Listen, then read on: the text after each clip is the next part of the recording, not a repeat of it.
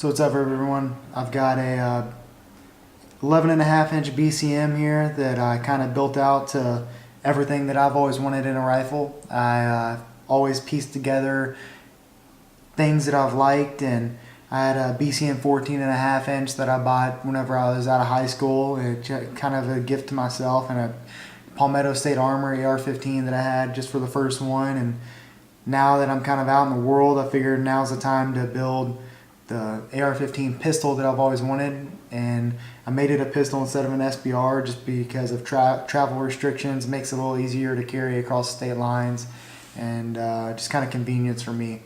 So I'll start with kind of what I built it around. So I built it all around the 11.5-inch BCM with the MCMR rail, and then just on a cheap Anderson manufacturing lower, which is going to sound ridiculous considering everything else that I didn't skimp on. I do plan on changing out the lower, but right now it works, so I really don't see a need as of today, but I will eventually change out the lower and put this back on something a little cheaper, I guess, because I do want probably a forged lower at some point. I just think they look nice. But so it's built on the BCM MCMR 11.5-inch, nothing special. It's still got the A2 flash hider on it, or comp, and it's got the 10-inch MCMR rail. It's not fluted, it's not enhanced lightweight. Oops, sorry, it's not fluted, not enhanced lightweight or anything. It's just a normal 11.5-inch barrel.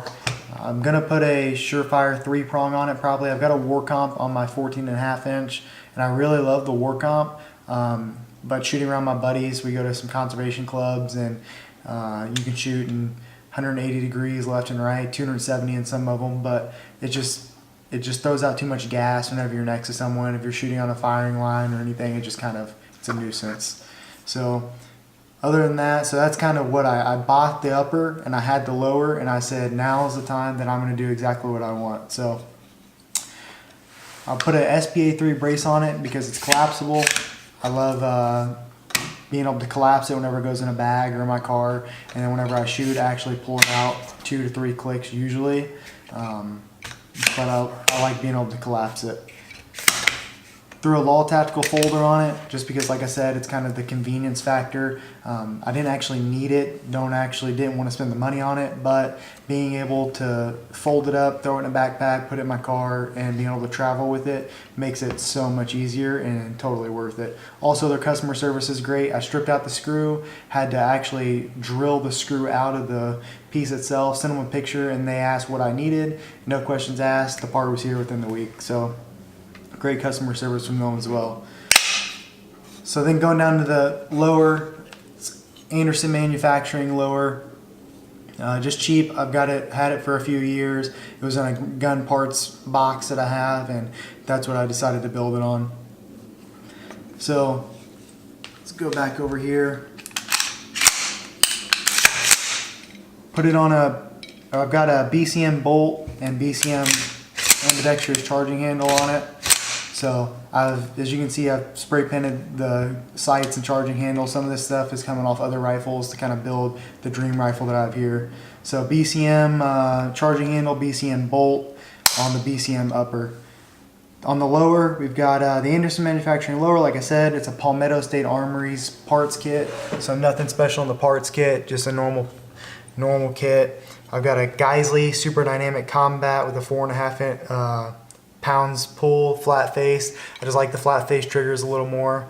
I don't know if it's because the way I pull it, the way it looks, whatever it is, but I've gotten used to it. I really enjoy it.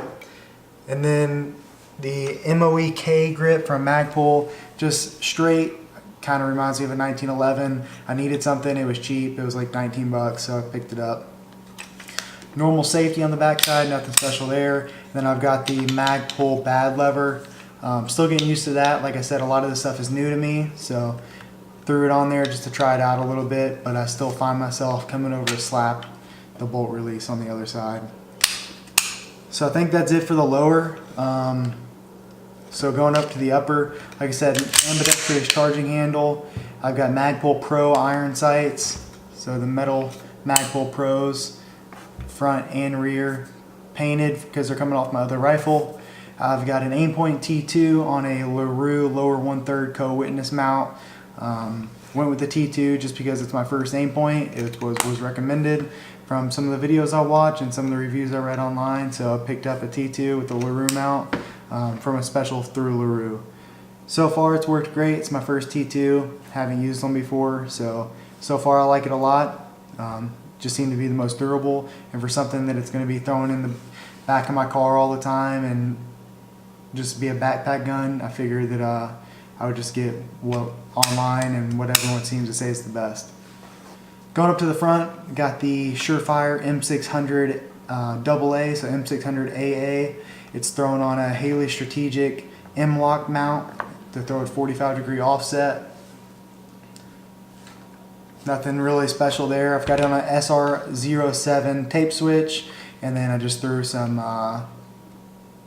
tape around the side, just like Lucas at T-Rex Arms does. I watch a lot of his videos. I've been following for a few years now, so a lot of this honestly has come from inspiration from him and just other professional shooters that you see on YouTube as well.